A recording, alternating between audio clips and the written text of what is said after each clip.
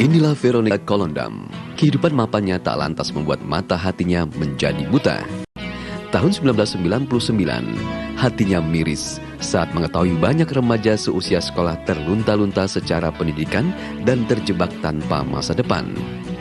Untuk menghadapi situasi tersebut, ia pun berpikir keras melakukan sebuah gebrakan untuk dunia anak dengan mendirikan sebuah yayasan sosial yang dinamai dengan Yayasan Cinta Anak Bangsa atau YCAP. Dalam rumah belajar yayasan yang ia dirikan, seluruh peserta didiknya yang berlatar belakang kurang beruntung itu tidak dipungut biaya.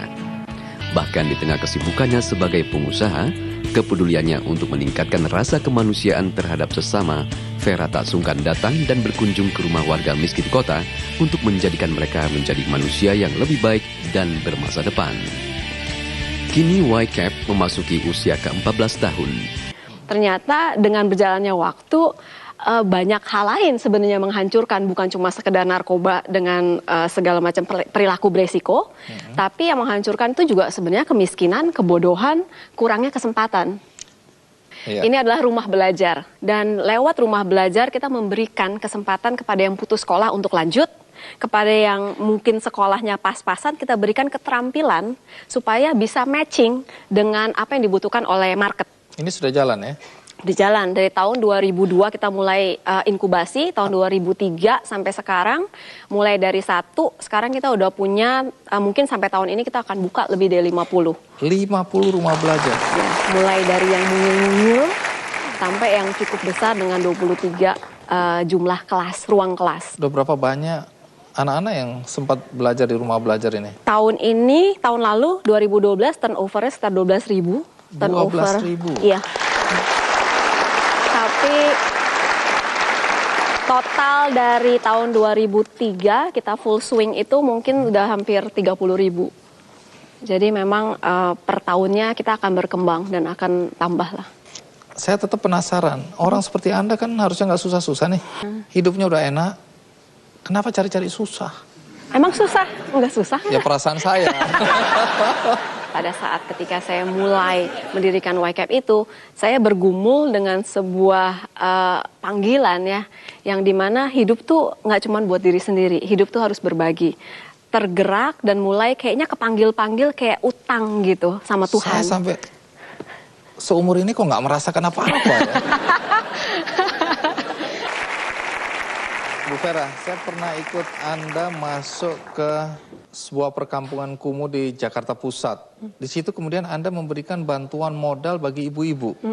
Kredit itu diberikan dengan catatan anaknya harus sekolah. Pertama anaknya harus sekolah, dan ketika dia mau reloan, kredit lagi kan, ini kan berperiodik 6 bulan mau pinjam lagi, dia harus bawa anak yang putus sekolah di lingkungannya. Sehingga kita seakan-akan maksa ya, memaksa mereka menjadi malaikat perubahan, tapi ini menjadi syarat dan kebanyakan terjadi. Dan yang kita lihat, ibu-ibu ini turut aktif ngerekrut anak-anak yang putus sekolah. Untuk disekolahkan di rumah belajar tadi. Di rumah belajar. Dan tahun lalu aja ada lebih dari 1.000 anak yang dibawa oleh 1.000 kelompok ibu-ibu ini. Wow. Iya.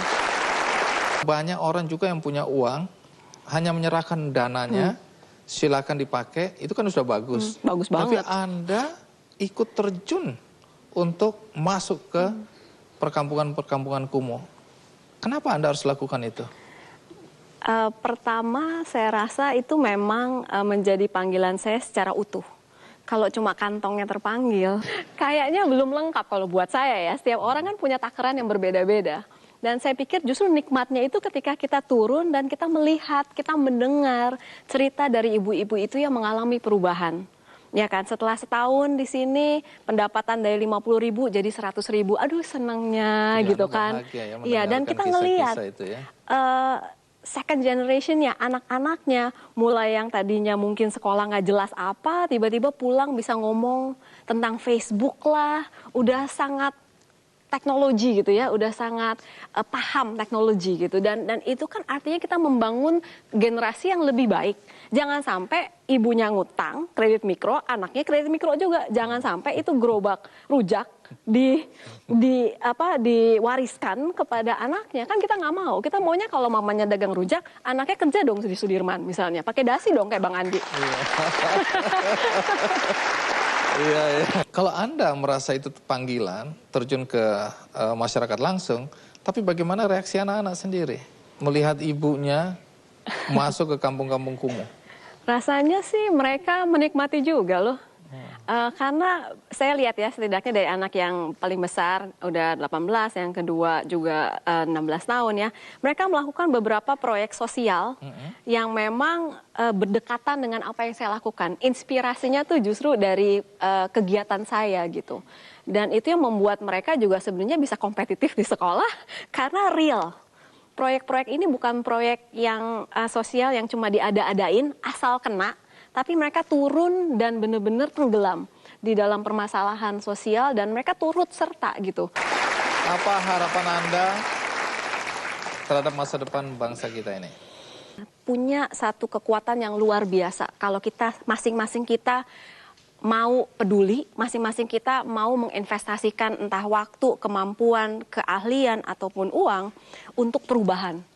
Mulai dari hal yang sangat sederhana. Satu, memperhatikan satu aja, artinya kita bisa menciptakan satu riak perubahan yang luar biasa untuk Indonesia. Itu harapan Anda. Baik, terima kasih Ibu Vera. Terima kasih, Sudah Bang. berbagi di acara Weekend ya.